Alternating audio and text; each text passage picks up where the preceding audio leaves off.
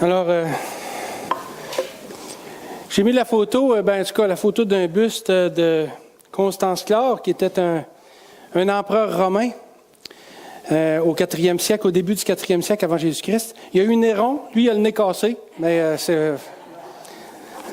son nom c'était Constance Chlore. Empereur romain donc en 305 après Jésus-Christ. Et un jour, il a rassemblé les nombreux chrétiens qui travaillaient dans son palais. Constance a déclaré à tous ces chrétiens-là que désormais, ils devaient sacrifier aux idoles et non à Dieu. Et ça, c'est une histoire vraie, là. Les chrétiens en furent consternés, évidemment. Et parce que ceux qui ne le feraient pas seraient immédiatement expulsés du palais. Ne seraient plus serviteurs de l'empereur. Donc, ils avaient le choix entre sacrifier aux idoles et sacrifier leur position. Néanmoins, la plupart des chrétiens ont préféré renoncer à leur position dans le palais de Constance plutôt que d'être idolâtres. Mais il y en a quelques-uns qui ont consenti à sacrifier aux idoles pour conserver la faveur de l'empereur.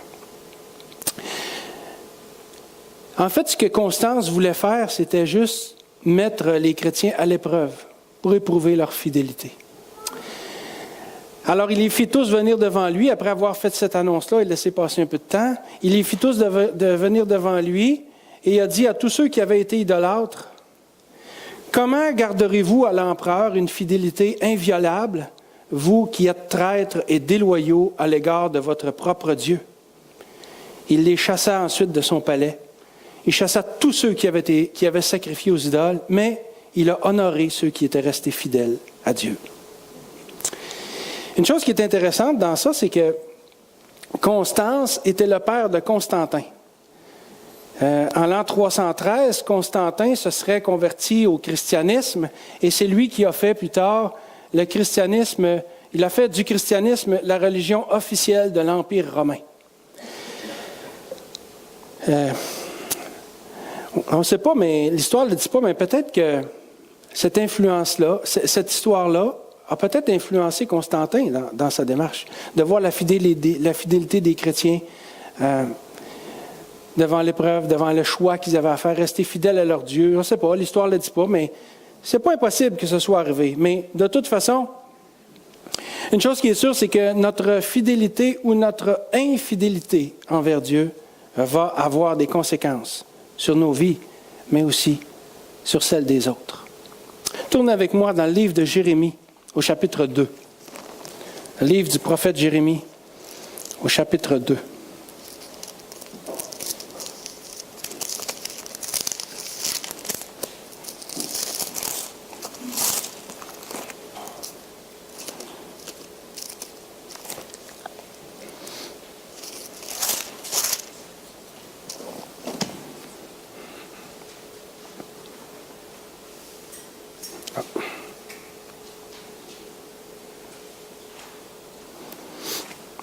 Voilà. Alors ce matin, on va juste faire un survol très haut et très rapide du chapitre 2 de Jérémie, où on va voir qu'à l'époque du prophète, les enfants d'Israël avaient totalement abandonné l'Éternel et ils étaient devenus idolâtres, mais pas qu'un peu, à l'extrême. Ils étaient devenus extrêmement idolâtres. Et à cause de ça, Dieu allait les châtier en les livrant aux mains des Babyloniens. Ce n'est pas encore arrivé, mais Jérémie les avertit ici. Attention, revenez à l'Éternel, revenez à votre Dieu, parce que si vous ne revenez pas, il va y avoir des conséquences.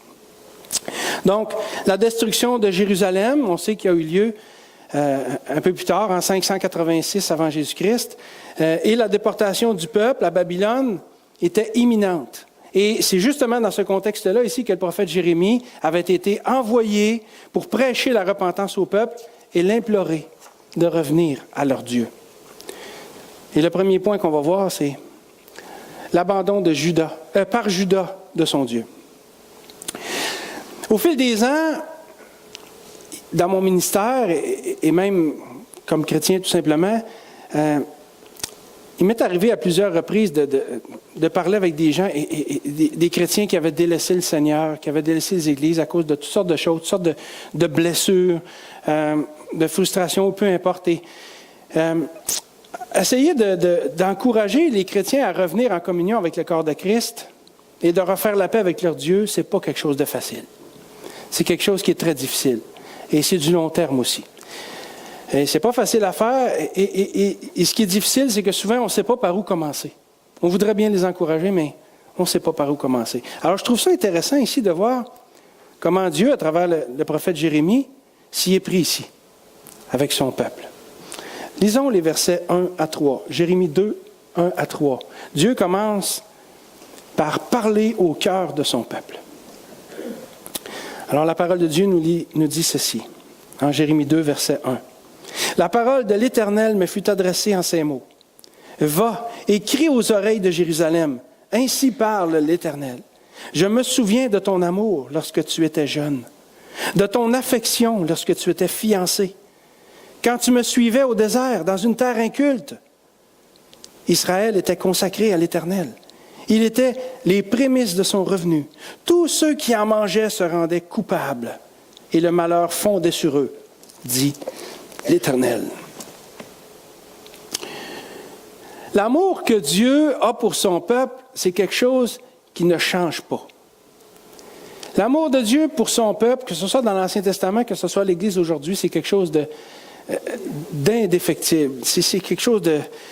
Et vous savez, Dieu aime son peuple, et même s'il le châtie, il va toujours restaurer les siens, tout le temps. D'ailleurs, le prophète Jérémie va écrire plus loin, au chapitre 31, en Jérémie 31, les versets 3 à 4. « De loin, l'Éternel se montre à moi.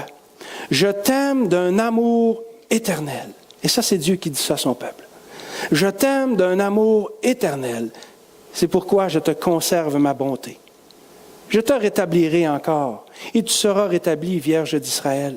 Tu auras encore des tambourins pour parure, et tu sortiras au milieu des danses joyeuses. » Alors, Dieu veut reprendre son peuple, mais Dieu châtie comme un père châtie son enfant, pour son bien. Alors, quand Dieu châtie, ce n'est pas pour détruire, mais pour corriger et pour relever ensuite.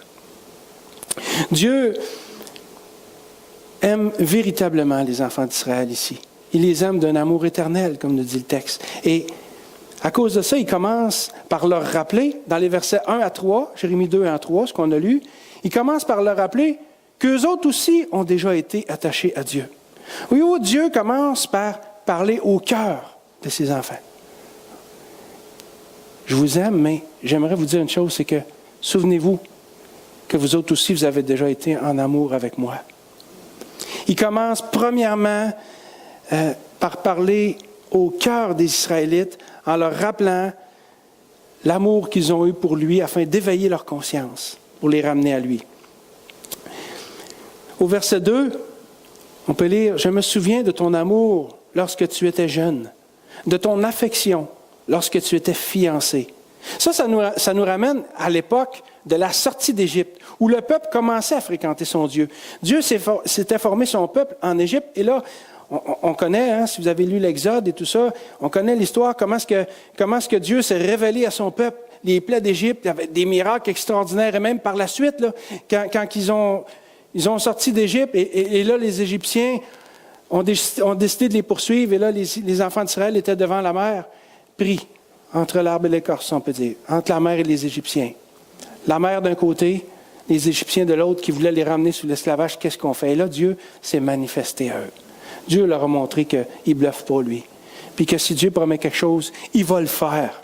Alors, quand il dit ici, « Je me souviens de ton amour lorsque tu étais jeune, de ton affection lorsque tu étais fiancé. » Éternel, les enfants d'Israël sont sortis d'Égypte, ils étaient « Wow, quel grand Dieu nous avons! On a vu tous ces miracles qu'il a fait. Ce Dieu-là, c'est le nôtre. Il nous a fait sien, il nous a délivrés, il nous donne un pays, il nous promet. » Ils étaient totalement en amour. Ébahis, émerveillés par les promesses, par la grandeur, par la splendeur de l'Éternel. Et Dieu leur avait aussi donné un avenir rempli d'espoir, de promesses et de liberté. Alors les enfants d'Israël, en tant que peuple, étaient fiancés. à leur Dieu. Ils étaient carrément en amour avec lui. Est-ce que vous vous souvenez de vos premiers instants avec le Seigneur? Vous savez, là, c'est le fun de voir ça, des fois, les nouveaux chrétiens, là, je trouve ça drôle, puis des fois, on dit, ouais, ça se passe avec le temps. Moi, je sautais partout, là, je veux dire, j'étais tellement, je parlais du Seigneur à tout le monde, je n'étais même pas sage de la façon que je le faisais, là, ça avait souvent l'effet inverse que j'aurais voulu, mais j'étais en amour avec Dieu, c'était passé quelque chose, Dieu m'avait saisi, et là, je voulais que tout le monde le sache, et j'en parlais, j'étais toute, aïe. J'étais toute, je vous ai déjà conté ça, quand je compte mon témoignage, je dis ça. Ma mère, elle m'avait dit 3 semaines après ma conversion, « Tony, veux-tu même dire dans quoi tu es rentré? Tu as donc bien changé. » J'ai dit, « Mais je suis rentré dans rien, moi, c'est le Seigneur qui me rentrait dedans. » J'étais en amour avec lui. Toute ma vie tournait autour de Dieu. Ces premiers instants-là, c'est quelque chose de riche, c'est quelque chose d'intense, puis quand j'y pense, ça me bouleverse en dedans. Ça me ramène 20 ans en arrière, puis je me dis, wow, c'est donc bien vrai que c'était. Hein, c'est comme quand on tombe en amour avec une personne, là, les papillons dans l'estomac, là, hein, les jambes nous shake, puis on voit la personne dans notre soupe, puis quand je me suis converti, j'étais comme ça. Puis j'imagine que la plupart d'entre vous, c'était le cas. Si ce n'était pas le cas, c'est pas grave, on ne vit pas tout ça de la même façon. Mais il y a quand même quelque chose qui se passe. Les premiers instants. Les premières. Alors Dieu, qui veut ramener son peuple à lui, commence par leur rappeler ça. Je me souviens de ton amour lorsque tu étais jeune, Israël, de ton affection lorsque tu étais fiancé. Fiancé à cause de toutes les promesses qui allaient venir et tout ça. Pour reprendre l'expression du verset 2 ici, moi aussi je me sentais comme une fiancée lors de ma conversion, prête à suivre son bien-aimé partout. Même dans un désert aride. Je voulais, pour employer exactement ce que le texte parle, je voulais me consacrer à l'Éternel. Une vie nouvelle s'ouvrait à moi. J'avais été libéré de mon existence misérable et toutes mes pensées allaient vers le Seigneur jour et nuit parce que j'étais en amour avec lui. Carrément en amour. Et je me sentais invincible parce que j'étais sous la protection de Dieu. Et je me souviens, on se réveillait la nuit, Nathalie puis moi, puis comme à 2-3 heures du matin, comme ça, là, sans raison, puis on chantait, on avait un petit livre, là, ça s'appelait Le Chant de Victoire, pas épais, mais il y avait beaucoup de... Puis on chantait des cantiques dans le lit, puis on disait, on est donc bien, hein? Qu'est-ce qu'on fait là? Pourquoi se lever? On était en amour avec le Seigneur. Ces instants-là sont mémorables. Et quand on se remémore de ça, bien, c'est sûr que ça vient nous chercher. Et c'est ça que l'Éternel fait premièrement pour amener son peuple à lui. Il ne les a pas condamnés là, tout de suite là, en disant hey, « Écoutez, là, je suis un Dieu, vous allez suivre mes lois puis mes règles. » Puis ouais, non. C'est une relation d'amour que l'Éternel veut avec son peuple. Alors il commence par leur dire « Je me souviens de ton amour lorsque tu étais jeune, de ton affection lorsque tu étais fiancé. » Israël avait vécu des moments intenses aussi avec Dieu, quand il les a fait sortir d'Égypte. Et personne ne pouvait leur faire du mal, même les Égyptiens qui cherchaient à les ramener en arrière. Hein? Et c'est ce que Dieu leur rappelle au verset 3. Regardez verset 3. Israël était consacré à l'Éternel. Il était les prémices de son revenu. Tous ceux qui en mangeaient se rendaient coupables et le malheur fondait sur eux. Tous ceux qui en mangeaient, ça veut dire tous ceux qui voulaient faire du mal à Israël, tous ceux qui voulaient s'approprier ce qui lui appartient, là, le malheur fondait sur eux. Parce que l'Éternel avait les yeux sur son peuple. L'Éternel les protégeait. Moi, je disais ça, puis je me dis, wow, j'aurais aimé ça savoir ça des années avant. Vous savez, parce que quand on veut encourager un frère, une sœur à revenir au Seigneur, je pense qu'on a une belle façon de le faire ici. Premièrement, de lui rappeler ses premiers instants, où il était en amour avec Dieu, pour que ça ranime la flamme qui a déjà été là. Donc, si vous voulez aider un chrétien à revenir à son Dieu, je pense que c'est une bonne façon de commencer. Puis c'est un principe qu'on peut s'appliquer à soi-même aussi. Parce que ça nous arrive à tous de s'éloigner du Seigneur. Puis là, la culpabilité, la honte, le regret ou un paquet d'émotions peuvent nous... On ne sait plus comment s'en sortir. Bien, je pense qu'on peut s'appliquer ce même principe-là à nous. Mettons ça de côté, là, puis disons, comment ça s'est passé? Comment ça s'est passé quand j'ai donné ma vie au Seigneur Jésus?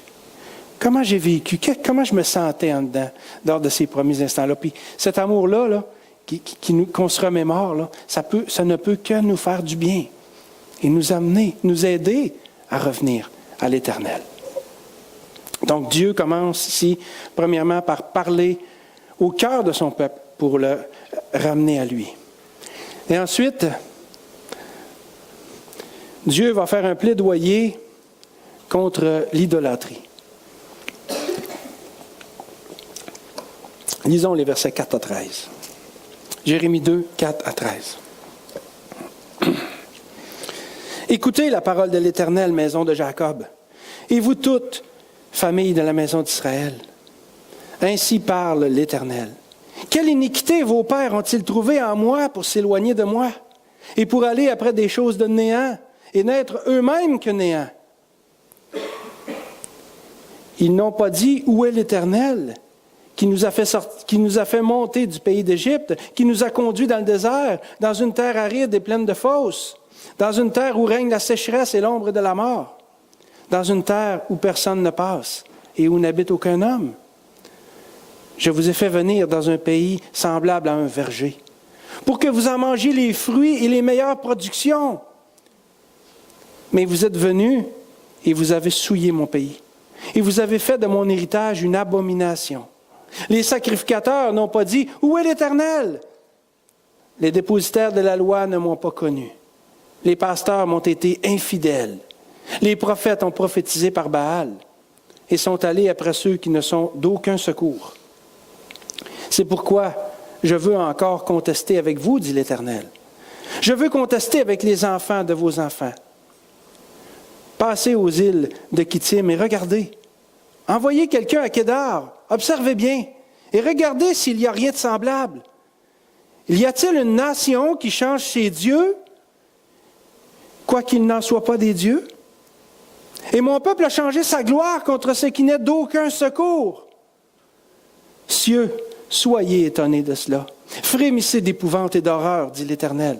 Car mon peuple a commis un double péché. Ils m'ont abandonné, moi qui suis une source d'eau vive, pour se creuser des citernes crevassées, qui ne retiennent pas l'eau.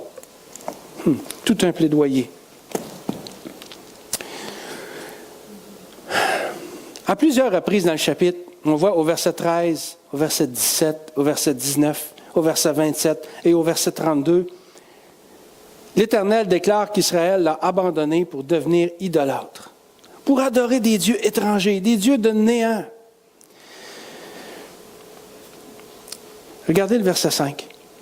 Quelle iniquité vos pères ont-ils trouvé en moi pour s'éloigner de moi et pour aller après des choses de néant?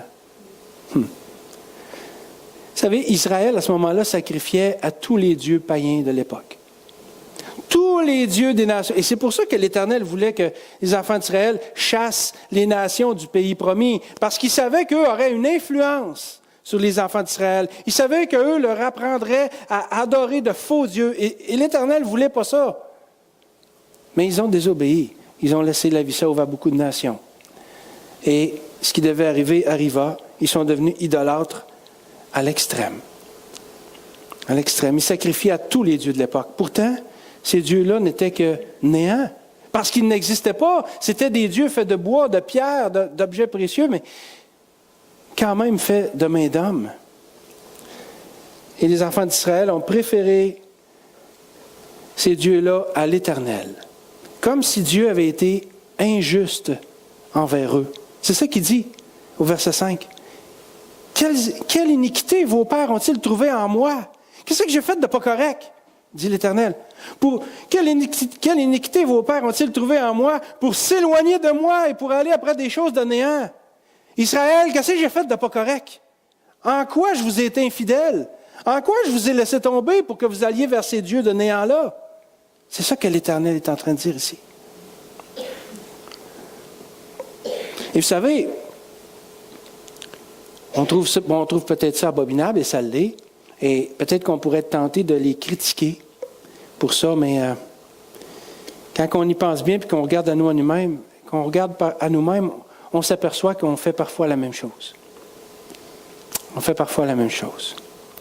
Combien de fois on peut s'éloigner du Seigneur parce qu'on le trouve injuste? Injuste parce qu'il ne m'a pas donné ce que je voulais. Injuste parce qu'il n'a pas répondu à ma requête. Ou il a répondu, mais pas de la façon que je voudrais. Ou injuste parce que je me sens lésé dans mes droits pour telle ou telle raison. Combien de fois, même si on ne le verbalise pas comme ça, dans nos cœurs, il y a cette pensée-là à dire « Seigneur, tu n'es pas correct. » Tu sais, c'est sûr qu'on le verbalise. En tout cas, moi, dans mon cœur, je ne suis pas capable de verbaliser ces paroles-là, mais la pensée est là, enfouie parfois, sous toutes sortes de choses. Puis, quand je vois ça, ça fait mal. Parce que Dieu n'est pas injuste, d'aucune façon que ce soit. Mais dans notre nature humaine, avec notre cœur tortueux, parfois, on agit comme si on trouvait Dieu injuste à notre égard. Et ça peut nous éloigner de lui. Puis quand ça arrive, vous savez, on a un vide à combler. Si Dieu ne comble pas ce vide-là, je vais le combler par autre chose. Alors, si je suis déçu de Dieu, si je trouve que Dieu est injuste envers moi, si je suis insatisfait de Dieu, je vais essayer de trouver satisfaction ailleurs, dans des choses de néant. Dans des choses de néant. Et tout ce que ce monde-là a à offrir peut paraître beau, peut paraître satisfaisant, mais en réalité, ça ne l'est pas. Et de toute façon, tout ce monde et tout ce qui est dedans, tout ce que le monde a à nous offrir, ne sont que des choses de néant parce que c'est voué à disparaître. C'est voué à disparaître. L'apôtre Pierre, dans sa deuxième épître, au chapitre 3, au verset 10 et 11, nous dit « Le jour du Seigneur viendra comme un voleur. En ce jour, les cieux passeront avec fracas. Les éléments embrasés se dissoudront et la terre, avec les œuvres qu'elle renferme, sera consumée. Puisque tout cela est en voie de dissolution, combien votre conduite et votre piété doivent être saintes. » Et il n'y a pas juste Pierre qui parle de ça, il y a d'autres passages dans la parole. La terre, là, comme on la connaît, l'univers comme on le connaît, va être détruit par le feu et recréé. Il va y avoir un jour une nouvelle création. Mais en attendant, là, tout ça est voué à disparaître. Il n'y a rien qui va rester. Alors, s'il n'y a rien qui va rester, pourquoi vivons-nous? Pourquoi nous attachons-nous à ça? Attachons-nous plutôt et vivons en fonction de l'éternité. Parce que ça va rester. Ça va rester. Le monde qu'on connaît est voué à disparaître. Alors, attachons-nous à ce qui est éternel. Le Seigneur. Et le salut qu'il nous offre aussi. Dieu ne nous a pas offert un salut temporel, mais éternel. Parce qu'il nous aime d'un amour éternel. Et Dieu veut nous revoir avec lui pour l'éternité. Alors, restons près du Seigneur et cherchons, comme Pierre nous dit ici, à avoir une conduite sainte et pieuse par la grâce de Dieu. Revenons à Jérémie 2. Regardez le verset 13. L'Éternel poursuit en disant « Ils m'ont abandonné, moi qui suis une source d'eau vive, pour se creuser des citernes crevassées, qui ne retiennent pas l'eau. » Une citerne crevassée, c'est un puits qui a des trous, qui a des fentes dedans. Ça ne retient pas l'eau. Et non seulement ça ne retient pas l'eau, mais ça laisse aussi entrer du sable et toutes sortes d'impuretés. Alors, si on boit de cette eau-là, pleine de boue, pleine de toutes sortes de trucs contaminés, on peut tomber malade. Et dans tous les cas, ça ne rassasiera pas pleinement. C'est ça que Dieu voulait leur dire ici. Alors, l'Éternel compare ici les faux dieux à des citernes crevassées auxquelles les Israélites préféraient s'abreuver plutôt qu'à lui, qui est la source d'eau vive.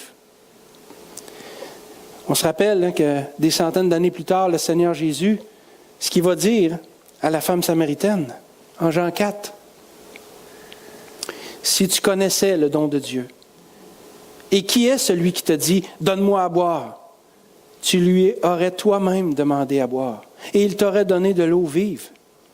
Celui qui boira de l'eau que je lui donnerai n'aura plus jamais soif. Et l'eau que je lui donnerai deviendra en lui une source d'eau qui jaillira jusque dans la vie éternelle. » Le Seigneur, là, c'est lui la seule source vivifiante qui rassasie vraiment. Et il est à notre portée. Alors pourquoi aller s'abreuver à des citernes crevassées? On a une eau limpide, spirituelle, saine et pure. On va aller boire dans un puits où le fond c'est de la boîte, remplie de racines, de toutes sortes de cochonneries. C'est ce que les Israélites faisaient. Ils cherchaient à assouvir leur soif de bien-être ou de spiritualité ou de n'importe quoi d'autre à des sources qui n'enlèvent pas véritablement la soif. Ils pensaient aller après ces faux dieux-là et obtenir ce que l'Éternel ne leur donnait pas. Vous savez, c'est facile de dire, Dieu ne me donne pas ce que je veux, je vais aller prier le Dieu du voisin à côté, peut-être que ça va marcher. Hein? Puis si j'en ai 7-8, regarde, j'ai 7-8. Les raisonnements humains, là, c'est bizarre. Quand on est insatisfait, on essaye de se satisfaire ailleurs. Mais c'est là qu'on fait erreur, parce que quand on se détourne de Dieu, on ne s'abreuve plus au bon endroit. C'est ce que les Israélites faisaient. Ils allaient à des sources qui n'enlèvent pas la soif. Et combien, nous, aujourd'hui, qu'on soit chrétiens ou non, on fait encore la même chose en essayant d'assouvir nos désirs, nos satisfactions personnelles par des plaisirs du monde, par les activités mondaines. Vous savez, on ne se prosternera pas devant un petit dieu en plâtre, en bois ou en céramique. On ne fera peut-être pas sous cette forme-là, mais l'idolâtrie prend toutes sortes de formes. Parce que tout ce qui passe avant Dieu dans ma vie est de l'idolâtrie. Ça ne veut pas dire qu'on doit s'intéresser à rien, là. Je veux dire, la vie est belle, puis il faut en profiter, mais tout en n'oubliant pas la place que Dieu doit avoir dans tout ça. Dieu doit être au premier rang. Quelqu'un a déjà dit, si Dieu n'est pas le premier en tout, il n'est pas le premier du tout. Et c'est vrai. Alors, c'est correct d'avoir des activités, puis il faut en avoir, là. Puis c'est correct de s'intéresser à toutes choses, puis d'être sérieux dans notre travail, dans nos études. Mais on doit toujours laisser à Dieu la première place dans tout ça. Ne jamais l'oublier.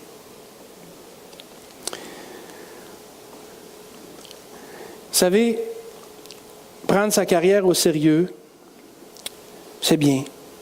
Prendre ses études au sérieux, c'est bien. Avoir des loisirs qu'on aime, puis faire les efforts pour... tu sais, il y a des gens qui peuvent aller aux Olympiques ou il y a des sportifs professionnels qui... C'est correct tout ça.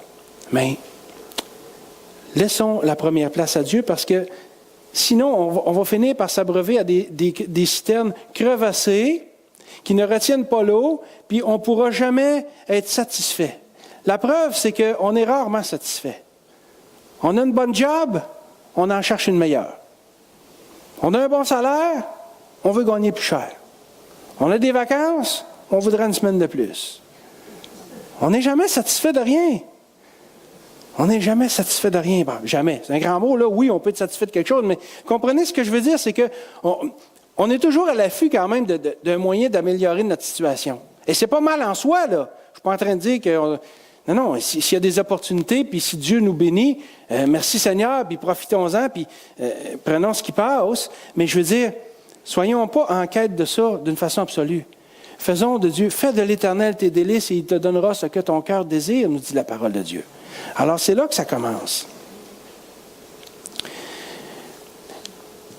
Est-ce qu'il y a des citernes crevassées dans nos vies qui font qu'on s'abreuve ailleurs qu'à la véritable source d'eau vive?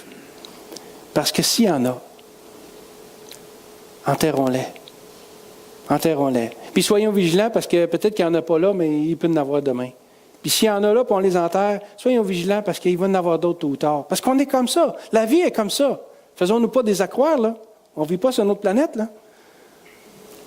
Notre cœur est comme ça, puis le monde a tellement de choses à nous faire miroiter on se laisse facilement embarquer. Alors, c'est une question de vigilance. Il faut toujours regarder dans le fond du puits pour voir si on n'était pas en train de s'abreuver à une citerne crevassée ou à la seule véritable source d'eau vive, celle qui satisfait pleinement. « Oh, mais moi, Dieu ne me satisfait pas pleinement dans ma vie. » OK, mais si c'est mon cas, là, si Dieu ne me satisfait pas pleinement dans ma vie, là, bien, c'est certainement, sans aucun doute, parce que je ne suis pas assez proche de lui. Parce que plus qu'on s'approche de Dieu, plus qu'on a le goût d'être proche de Dieu.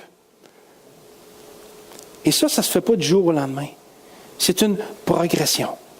On avance dans notre vie chrétienne, puis on doit chercher à s'approcher du Seigneur de plus en plus. De plus en plus. Puis, c'est là que notre contentement va venir. Plus qu'on va goûter à Dieu, plus qu'on va avoir faim et soif de lui. C'est comme ça. Et Jacques nous dit, approchez-vous de Dieu et il s'approchera de vous. Alors, Dieu le veut, si je le veux, il y a toutes les chances que ça arrive. Et ça, c'est toujours en pleine progression. Et c'est là que plus on va s'abreuver à la source d'eau vive, moins on va avoir besoin de s'abreuver ailleurs. Parce qu'on va trouver notre contentement en Dieu.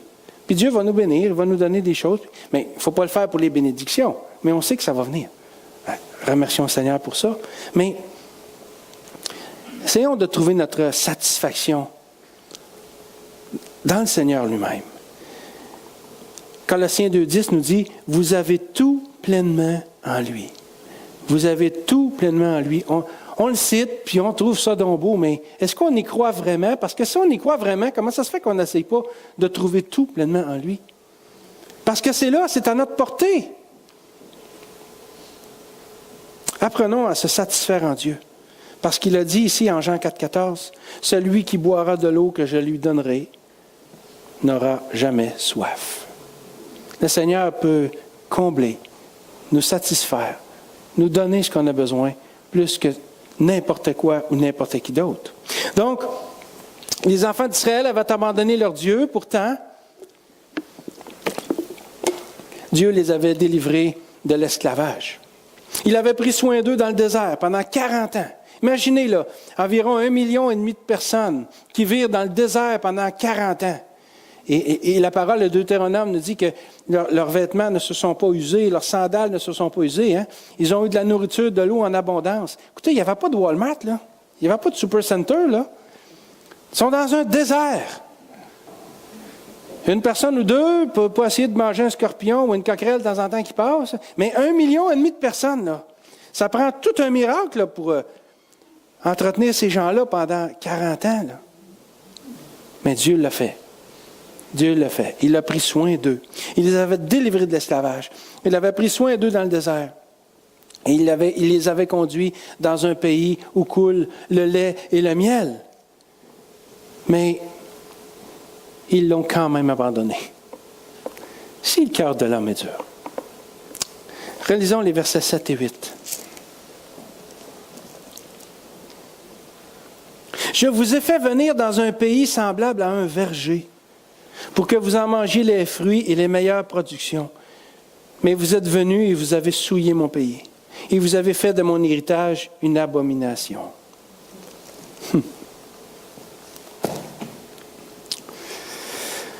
Personne n'agit comme il faut. Personne dans le peuple n'agit comme il faut. Et plus coupable que les autres encore, les prophètes. Parce que les prophètes qui devaient annoncer les oracles de Dieu, qui devaient enseigner la parole de Dieu aux gens, se sont fait ouvertement des prédicateurs de l'idolâtrie. Faisons attention aux prédicateurs qu'on écoute. Faisons attention à nos enseignants. Parce que, vous savez, il faut faire comme les Béréens, qui vérifiaient dans les Écritures à chaque jour si ce qu'on leur enseigne est exact. Il faut vérifier, il faut toujours comparer avec la parole de Dieu si ce qu'on nous enseigne est vrai, parce qu'il y a un paquet et ça pullule, il y en a toujours eu, puis il y en a, on dirait que ça se multiplie aujourd'hui. Là. Si un prédicateur vous dirige vers quelqu'un d'autre que Jésus-Christ, ne l'écoutez pas. C'est un prophète de mensonges. Il vous enseigne des mensonges. Et ça, il y en a abondamment de ça. C'est Jésus-Christ qui doit être le centre de notre vie et personne d'autre. Et il y a beaucoup de... Ça sort dans les journaux constamment et c'est dommage parce que ces scandales-là font du tort. Il y a des gens qui disent « Les chrétiens, as-tu vu lui dans le journal? As-tu vu lui aux nouvelles? As-tu vu l'autre? » Ça salit le nom de Jésus-Christ. Un vrai prédicateur, un enseignant de la vérité va vous diriger vers Jésus-Christ et pas vers lui-même ou vers des citernes crevassées. Mais ici, à cette époque, les prophètes étaient prédicateurs d'idolâtrie. Faisons attention à ça parce qu'il y en a de nos jours aussi. Vous savez, quand on abandonne l'Éternel, notre témoignage en est un d'idolâtrie. Si moi-même j'abandonne comme chrétien, si les gens de ma famille, de mon entourage, mes compagnons de travail, mes amis savent que je suis chrétien et que tout d'un coup je délaisse tout ça, je me fais par le fait même un prédicateur d'idolâtrie par ma vie qui n'est pas conforme à l'enseignement des Écritures. On est responsable de ça. Parce que qu'on le veuille ou non, on influence les gens. Constantin a certainement été influencé par l'attitude des croyants qui vivaient dans le palais à l'époque où son père était empereur. L'histoire ne le dit pas, mais ça ne peut pas faire autrement. On a toujours un impact sur les gens, un impact positif ou un impact négatif, mais les gens qui savent qu'on est chrétien, ils nous regardent aller, ils nous regardent vivre, ils nous écoutent parler, ils nous sondent. Puis s'ils ne le disent pas tout le temps, ils remarquent ce qu'on fait de travers. Évidemment, on ne peut pas toujours marcher droit, mais le trône de la grâce est là. Pour quand on a péché, qu'on va au trône de la grâce, puis qu'on confesse, puis Dieu est capable de rattraper tout ça. L'important, c'est d'être en paix avec le Seigneur. Puis l'important, c'est d'avoir la conscience avec le Seigneur. Puis, écoutez, on est des pécheurs, là. Puis le Seigneur le sait qu'on est des pécheurs. Mais il ne faut pas se dire, « Oh, mais je suis un pécheur, c'est correct que je pêche. » C'est là notre erreur. Non. Oui, je suis un pécheur. Le Seigneur le sait. Mais justement, comme Paul nous dit en Romains 5, hein, quoi, pécherions-nous donc? Parce que là où la grâce a abondé, là où le péché a abondé, la grâce a surabondé. Il veut dire quoi? Pécherions-nous donc pour ça? Non. Non. On a une responsabilité devant l'Éternel. Mais on est gracié. Dans sa grâce, Dieu nous pardonne quand on va à lui. Jean va nous dire dans une de ses épîtres, hein, si nous confessons nos péchés, il est fidèle et juste pour nous les pardonner. Alors, saisissons la grâce pour essayer de marcher dans la grâce le plus possible. Parce que si on vit tout croche, on se fait prédicateur de l'idolâtrie. Parce que ça veut dire qu'en vivant tout croche, je n'ai pas pleine satisfaction en Dieu. Donc je dis aux gens, c'est pas vers Dieu, vous allez, c'est vers ça, ou vers ça, ou vers ça. Parce que moi, je suis chrétien, puis Dieu ne me satisfait pas, alors je me contente dans ça. C'est à ce niveau-là qu'on se fait prédicateur d'idolâtrie. Lisons les versets 10 et 11. On va voir que Dieu est indigné ici, quand on dirige les gens vers des citernes crevassées. Passez aux îles de Kittim et regardez. Envoyez quelqu'un à Kédar et observez bien. Regardez s'il n'y a rien de semblable. Y a-t-il une nation qui change ses dieux, quoiqu'ils ne soient pas des dieux? Et mon peuple a changé sa gloire contre ce qui n'est d'aucun secours.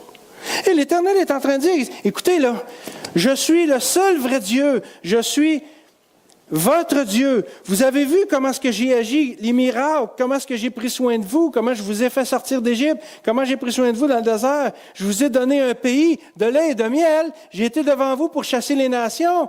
Vous me laissez tomber. Mais regardez ailleurs, regardez à côté. Voyez-vous ça chez les païens? Les païens ne laissent même pas leur faux Dieu pour changer. Vous autres, vous avez le véritable seul vrai Dieu, puis vous me laissez tomber pour des dieux de néant. C'est ça que l'Éternel est en train de dire ici. Y a-t-il des nations qui changent ces dieux? Il n'y en a pas. Puis vous autres qui avez le seul vrai Dieu, vous me laissez tomber. C'est ça que l'Éternel est en train de dire à son peuple ici. Il est indigné de ça. Même les païens ne renient pas leur faux Dieu. Il y a une chose qu'il faut savoir, c'est que il n'y a pas de péché sans conséquence. Quand on confesse nos péchés honnêtement, avec humilité, qu'on se repent devant le Seigneur, il nous pardonne. Et la pire des condamnations est tombée sur lui. La pire des conséquences est tombée sur le Seigneur. Mais ça se peut qu'il nous laisse des fois des conséquences. Écoutez bien, si je vais faire un vol de banque, puis que je le regrette vraiment, puis que je me rends aux autorités, puis je dis, écoutez, je m'excuse vraiment. Bon, Dieu va me pardonner, mais je vais aller en prison pareil. Ça se peut qu'il y ait des conséquences qui demeurent. Puis si Dieu veut nous les enlever, gloire à Dieu. Mais si Dieu nous les laisse, acceptons-les. Parce qu'on doit apprendre quelque chose. Puis Dieu est un Dieu juste. Il y a des conséquences à nos actes. C'est le deuxième point. Conséquences de l'abandon. Lisons le verset 14. Jérémie 2, 14. Israël est-il un esclave acheté ou né dans la maison? Pourquoi donc devient-il une proie? Pourquoi donc devient-il une proie? Ici, le mot Israël, là, il est utilisé pour parler du royaume du Nord, uniquement, dans ce contexte ici, dans ce verset-là. Pourquoi Israël? Bon, donc, utilisé pour parler du royaume du Nord. Mais il y a d'autres fois que le mot Israël est employé pour parler de toute la nation juive. Donc, le royaume du Nord, le royaume du Sud. Le royaume du Sud étant Juda. Et ça, c'est le contexte qui va le déterminer. C'est le contexte qui détermine à quoi le mot Israël fait référence. Donc, au royaume du Nord ou au royaume du Sud. Je veux dire, ou à toute la nation. Vous savez que des centaines d'années auparavant, avant la mort du roi Salomon, juste après la mort du roi Salomon, la nation d'Israël a été divisée en deux. Il y a eu au nord Israël, ce qu'on appelait Israël, qui a eu pour capitale la ville de Samarie, et au sud, ce qu'on appelle le royaume de Juda, avec Jérusalem pour capitale. Et là, pendant des centaines d'années, les deux royaumes se sont fait la guerre. Donc, le royaume du nord était appelé Israël, le royaume du sud, Juda. Et comme je disais, parfois Israël fait référence juste au royaume du nord, mais parfois aux deux nations. Et c'est le contexte qui le détermine. Quand l'idolâtrie avait commencé bien longtemps avant les paroles de Jérémie ici, et ça avait commencé, Dieu avait commencé par châtier le royaume du Nord, Israël. Ils avaient refusé de se repentir aussi de leur idolâtrie. Alors Dieu a envoyé une nation étrangère, les Assyriens, pour détruire Samarie et pour envoyer le peuple en déportation en Assyrie. Ça, là, ça aurait dû être un exemple pour le royaume du Sud. Dire, wow, nos frères au nord, là, ils ont abandonné l'Éternel. Parce que dans le royaume du Nord, il n'y a eu aucun roi qui a suivi l'Éternel. Pendant des centaines d'années. Aucun roi n'a suivi l'Éternel. Dans le royaume du Sud, il y en a eu quelques-uns. Pas beaucoup. On voit ça dans les livres des rois et des chroniques. Une centaine d'années, un peu plus de 100 ans après que le royaume du Nord, Israël, ait été déporté en Assyrie, ça a été le tour de Juda. Mais là, ça s'en venait ici. Alors, ils ont eu plus d'un siècle pour dire, nos frères au Nord, là, ils se sont révoltés contre l'Éternel et Dieu les a châtiés d'une façon abominable. Il a détruit leur ville, il a détruit leur royaume, il a déporté tout le monde. Bien, nous autres, si on ne veut pas que ça nous arrive, on va changer d'attitude. Ils ont eu un siècle pour le faire, mais ils n'ont pas changé d'attitude. Et pourtant, ils avaient été avertis par les prophètes. Mais ils ont refusé de changer, alors leur tour s'en venait.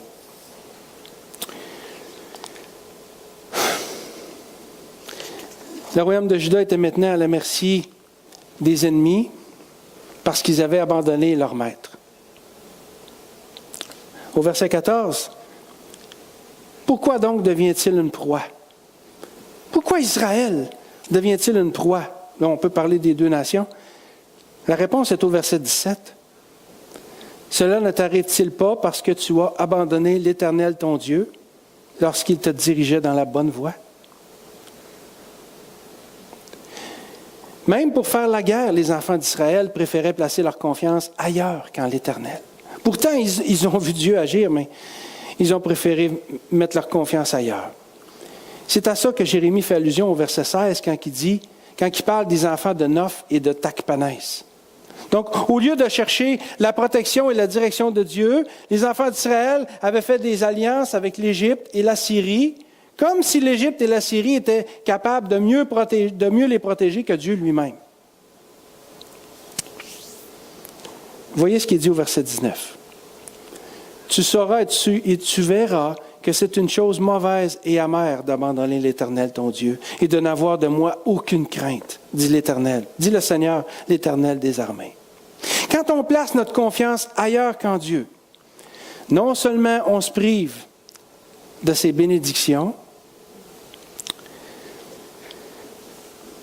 mais on se retrouve aussi parfois dans de bien malheureuses conditions.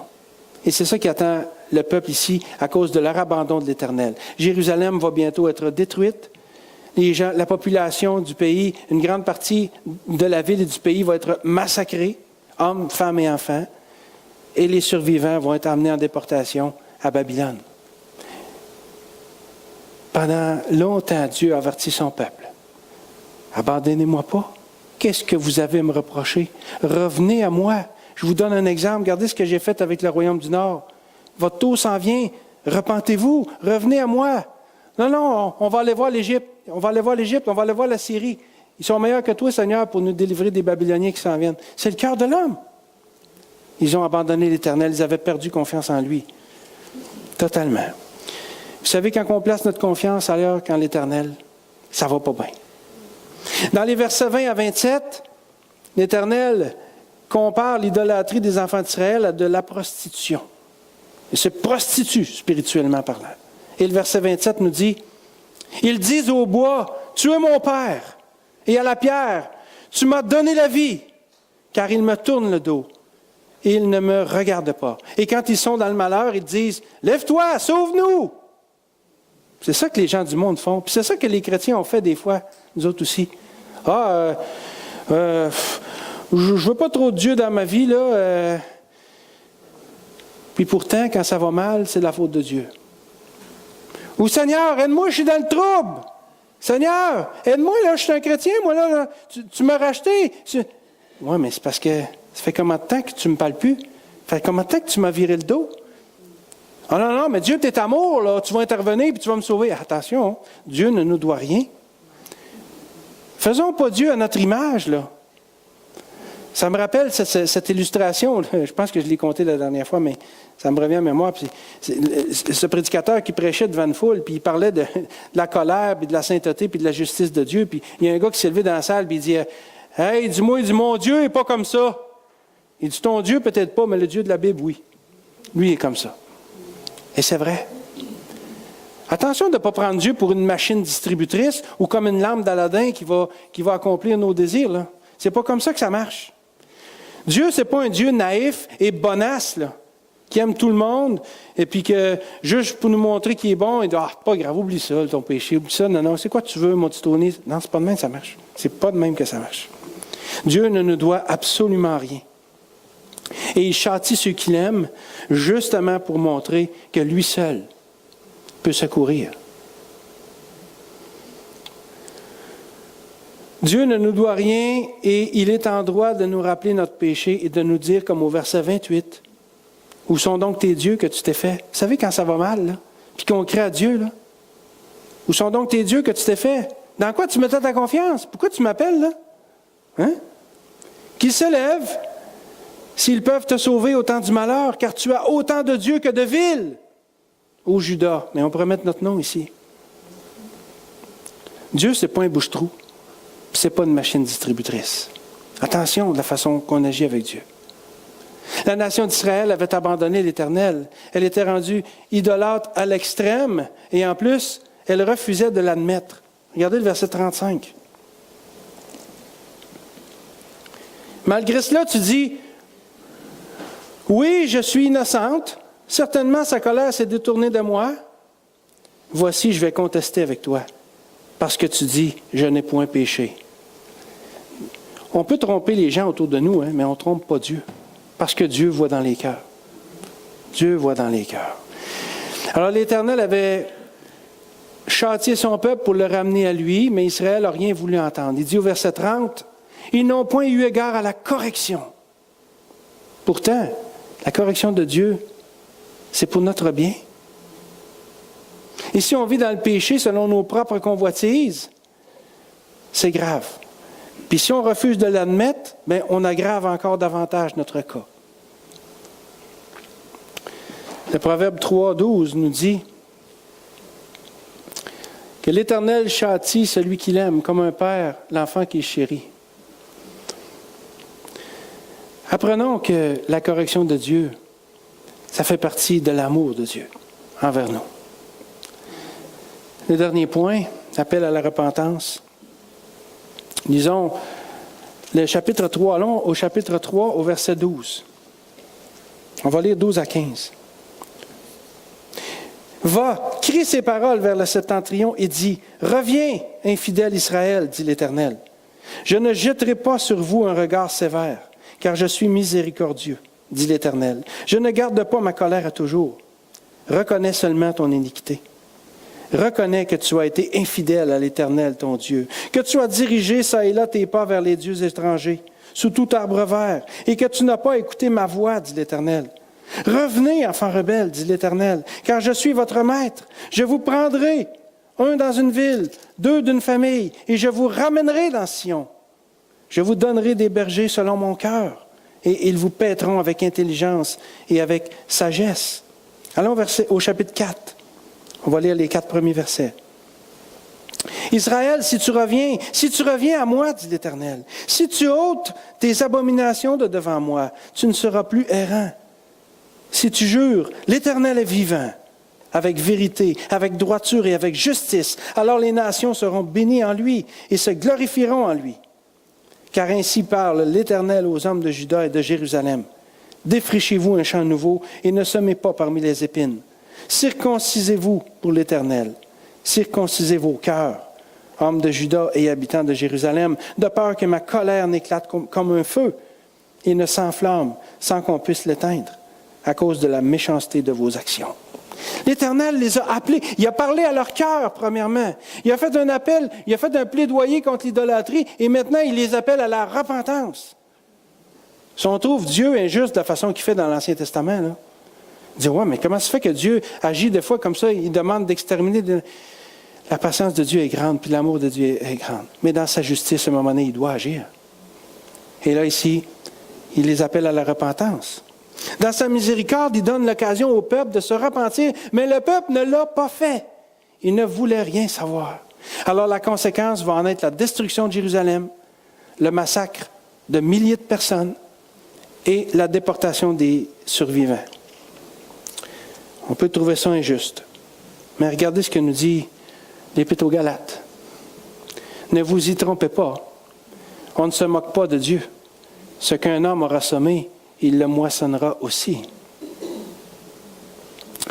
Dieu a châtié son peuple, mais il les a d'abord avertis par le ministère de plusieurs prophètes, pas juste Jérémie. Il avait aussi parlé à leur cœur pour essayer de les ramener à lui. Il avait été patient en déportant les 2 royaumes à 100 ans d'intervalle, donnant ainsi à Juda l'occasion de se détourner de ses péchés et de se repentir. Mais les gens ont fait à leur tête. Ils ont été les artisans de leur propre malheur, parce que ce qu'un homme a semé, il le moissonnera aussi. Le crime de Juda, c'est le titre du message, le crime de Juda, a été d'abandonner l'Éternel et de refuser de s'en repentir. Alors Dieu les a châtiés avec justice. On a une leçon à tirer de ça, nous autres aussi. Au cours de notre vie chrétienne, on est tous, à un moment donné ou à un autre, on va tous s'éloigner, plus ou moins loin, plus ou moins longtemps. Mais on est pécheurs, c'est comme ça. Ça nous arrive à tous. Mais quelle que soit la raison qui peut nous avoir détournés de Dieu, il faut revenir à lui.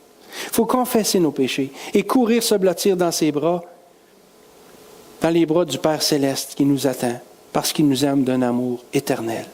Et c'est ce qu'il veut qu'on revienne à lui. C'est de Dieu que coulent les sources d'eau vive qui désaltèrent parfaitement ceux qui s'abreuvent. Alors pourquoi aller vers des citernes crevassées? Pourquoi chercher ailleurs alors que nous avons tout pleinement en Dieu? Rien ni personne ne pourra nous combler jamais plus que le Seigneur. Jamais. Et si Dieu n'épargne pas ses enfants, imaginez ce qui va arriver à ceux qui ne lui appartiennent pas et qui le méprisent. Si vous ne l'avez pas déjà fait, devenez un enfant de Dieu ce matin, avant qu'il soit trop tard, et marchez avec lui dès maintenant. Vous savez, je me suis fait dire à plusieurs reprises de ne pas prêcher l'Évangile. Oh, on est des vieux chrétiens, on est tannés d'entendre l'Évangile. Tu ne devrais pas parler de l'enfer, tu fais peur au monde, tu essaies de les convertir de force. Vous savez que l'Évangile doit être prêché parce que c'est une des raisons d'être de l'Église. Annoncer le royaume de Dieu. Puis si on n'annonce pas l'Évangile, vous savez, la parole de Dieu nous dit, il y a un verset qui dit, comment croiront-ils s'ils n'entendent pas? Et comment entendront-ils si personne ne prêche? On doit prêcher l'Évangile. Moi, je suis content, puis je remercie tellement le Seigneur qu'un jour, il a mis des gens sur ma route pour me prêcher l'Évangile, pour m'annoncer. Puis je remercie d'avoir été patient parce que ça m'a pris des années avant de me convertir. Mais si on ne se convertit pas, on va passer l'éternité en enfer. Ah, t'as pas dit enfer? Oui, j'ai dit enfer. Le Seigneur Jésus, quand il est venu, il a prêché l'enfer, parce que l'enfer est une réalité. Puis l'idée, c'est pas de faire peur au monde avec ça. C'est d'amener une réalité. Puis si ça vous fait peur, puis vous vous convertissez parce que vous avez peur de l'enfer, bien, gloire à Dieu, ça vaut la peine pareil. Parce qu'en bout de ligne, c'est le salut de notre âme dont il est question. On peut se convertir à cause de l'amour de Dieu. On peut se convertir pour toutes sortes de raisons. Moi, c'est la peur de l'enfer qui m'a amené au Seigneur. Et je sais qu'il y en a d'autres que c'est comme ça. Alors, l'idée, c'est pas de mettre un emphase sur l'enfer. L'enfer, ça fait partie de l'Évangile qu'on annonce. L'Évangile, c'est comme un diamant à plusieurs facettes. Tantôt, on parle d'un aspect, tantôt, on parle de l'autre. Mais il faut en parler. Et j'arrêterai pas de prêcher l'Évangile. J'arrêterai pas de prêcher l'Évangile. Et ça me va droit au cœur. Ça fait mal quand un chrétien me dit, écoute, on est tanné d'entendre l'Évangile. Comment est-ce que tu peux être tanné d'entendre le message qui t'a sauvé, mon ami? Excusez-moi, mais ça ne rentre pas. Ça ne fit pas avec moi, ça. Et comme j'ai dit à plusieurs personnes, si vous ne voulez pas m'entendre prêcher l'Évangile, venez pas m'entendre prêcher, parce que tant que Dieu va me donner de prêcher, je vais prêcher l'Évangile. Je vais annoncer l'Évangile. Parce que l'Évangile de Jésus-Christ, c'est le plus beau message que l'humanité ait jamais reçu. Si vous n'êtes pas chrétien ce matin, donnez votre vie à Jésus. Je vais vous le dire très brièvement, c'est quoi l'Évangile? L'Évangile, c'est que vous êtes pécheurs. Et que tous sont pécheurs, on l'est tous. Et à cause de nos péchés, on ne peut pas aller au ciel. Puis on ne peut pas rien faire pour changer cet état de fait. Rien, ça nous est impossible. Et c'est pour ça que Jésus est venu sur la terre. Lui, il a fait ce qui nous était impossible. Et maintenant, tout ce qu'on a à faire, c'est de croire. Voulez-vous la vie éternelle? Voulez-vous les bénédictions? Voulez-vous le regard de Dieu, la protection de Dieu sur vous? Voulez-vous vous abreuver à une source qui rassasie vraiment? Voulez-vous avoir la paix du cœur, la paix de l'âme face à l'éternité, face à l'endroit où vous allez passer l'éternité, mais aussi cette joie dans l'épreuve sur la terre durant votre vie, que vous savez que Dieu va vous accompagner pour passer au travers? C'est simple. Allez au pied de la croix. Vous n'avez pas besoin de faire un voyage à Jérusalem là, qui coûte 4 000 $. Dans votre cœur, dites simplement à Dieu que vous voulez être sauvé, que vous croyez que Jésus est mort pour vous, puis donnez-lui votre vie. Tout simplement. Faites-le avec une réelle repentance et d'un cœur sincère, puis votre vie va changer. Puis peut-être aussi que quelqu'un va vous dire plus tard, « Hey, t'es rentré dans quoi? T'as donc bien changé? » Vous pourrez lui dire, « Je suis rentré dans rien, c'est le Seigneur qui m'est rentré dedans. » Attendez pas que le Seigneur revienne. Le Seigneur donne des avertissements. Puis, à un moment donné, il va agir. Mais dans son amour, il est patient. Et il a tout fait. Dieu ne nous doit rien. Il a déjà tout donné pour nous. Il a donné son Fils. On a juste à l'accepter. Endurcissons pas nos cœurs. Endurcissons pas nos cœurs. Pour les chrétiens, restons fidèles à Dieu malgré les circonstances, même si ça coûte cher.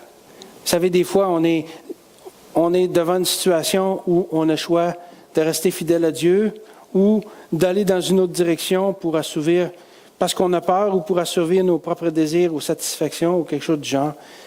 Mais faisons pas comme les chrétiens du palais de Constance, qui avaient abandonné l'Éternel pour leur avantage, parce qu'il va y avoir des conséquences.